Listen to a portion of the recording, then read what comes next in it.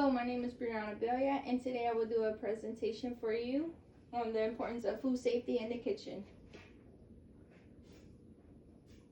For the introduction, we'll be discussing food safety, and food safety is the basis of all kitchens. Food safety is defined as handling, preparing, and storing food in a way that prevents foodborne illnesses and contamination. The objective is to prevent health hazards and to protect the consumer from foodborne illnesses and other related injuries. Threats to food safety, there is biological threats, physical threats, and chemical threats. Why food safety matters? Food safety matters because 1 out of every 6 Americans are impacted by foodborne illnesses annually. There are several types of foodborne bacteria. A few examples are Salmonella, E. coli, Shigella, hepatitis A, and many more. Inadequate food handling and practices can lead to outbreaks, lawsuits, and business closures. Protecting your customers and staff with safe practices is simply yet an essential. Here is a diagram of 1 in every 6 people in the U.S. get sick from foodborne illnesses, and this is 10 tips for strong food safety.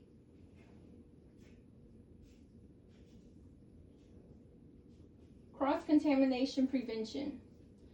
Keeping raw foods away from cooked foods helps prevent cross-contamination. Using the correct color cutting boards and utensils help prevent cross-contamination. Wash and sanitizing your surfaces between tasks. Store raw foods at the bottom shelf of the refrigerator. Red cutting boards, you use raw beef, pork, lamb, and other types of raw meats. For a yellow cutting board, you use chicken, ground poultry, turkey, duck.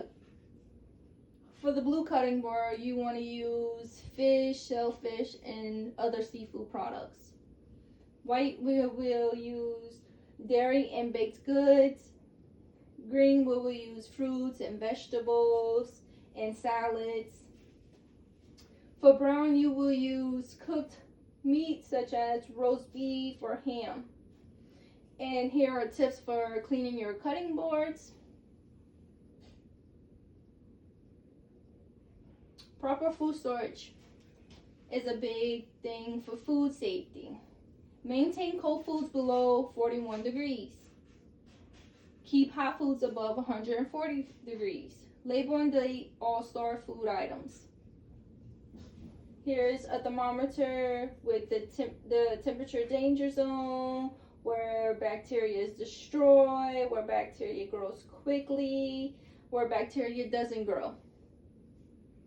Here's a diagram of the proper way to store food in the refrigerator. You want ready-to-eat foods at the top, and below that you want seafood, and then whole cut meats, ground meat and ground fish, ground and whole poultry.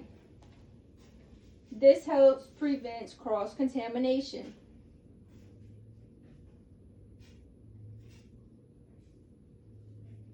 All kitchens should use the FIFO method.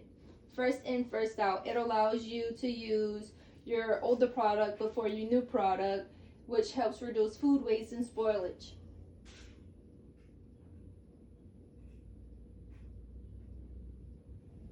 Here are the correct cooking temperatures. For poultry, you want an internal temperature of 165 Fahrenheit. And for ground meat, you want 155 degrees Fahrenheit. Seafood and steaks, 145. So whenever you reheat your leftovers, you want an internal temperature of 165 degrees. Here's cooking times and temperatures as well.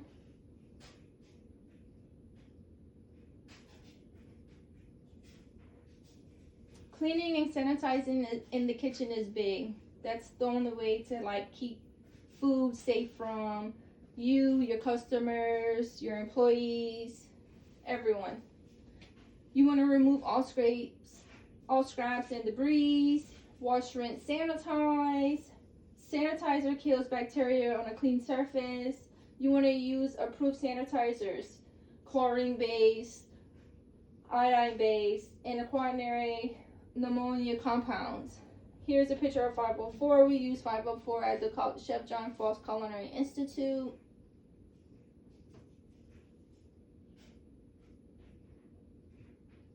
Personal hygiene. You want to be clean and have others clean around you. Wash your hands for 20 seconds with warm water and soap. Keep your nails short and clean. No, you don't want to have your fingers painted because the paint could chip off and fall into somebody's food. Or if you have fake nails on, the fake nail can fall off into somebody's food. And if you have long nails, you know, food could get stuck underneath there. Anything could get stuck underneath there, and that's just nasty. You wear clean uniforms, aprons, and hair restraints.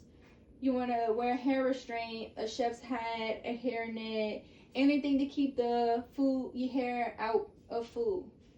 Clean uniforms and clean aprons. 5 easy steps for hand washing. Wet your hands with running water. Soap your hands and lather up. Rub your hands together, including your wrists and your fingers and your thumbs for 20 seconds. Rinse your hands under running water and dry your hands with paper towel. Proper glove use. Wash your hands before wearing gloves. Change your gloves after working with raw foods. Do not wash or reuse single-use gloves. Gloves are not a substitute for hand washing. Change glove between tasks. You don't want to be messing with raw food and then go mess with cooked food. That's nasty. The gloves don't stop the prevention. Change your gloves. Take your gloves off. Wash your hands. Dry your hands. Put on new gloves and do another task. Here is a diagram of the correct way to take off used gloves.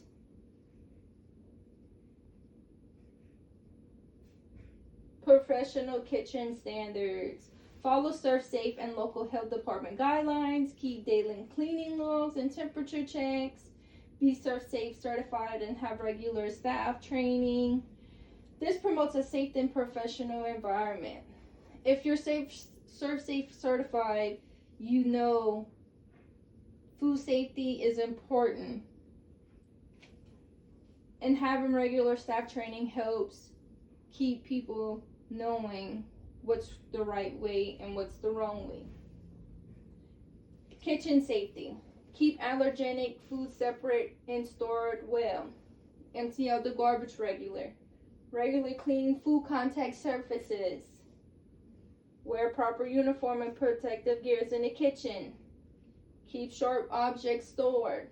Immediately clean spill. Put a warning sign for the wet area. Store all ingredients neatly. Separate utensils for raw and ready-to-eat foods. Ensure that the thermometer of your fridge is working properly and calibrated. Keep kitchen towel and uniforms always clean. Ensure that the fire extinguisher is working. And keep a first aid kit around in the kitchen. Accidents happen. People get hurt all the time. You can get burned. You can get cut. You can pick up something heavy, you know. Just be careful and always have something on hand. This is the references I use for this PowerPoint. Centers of the Disease Control and Prevention, the U.S. Department of Agriculture, Food and Drug Administration, National Restaurant Association. Thank you for watching my presentation on the importance of food safety in the kitchen. And I hope you have learned something today. Have a nice day.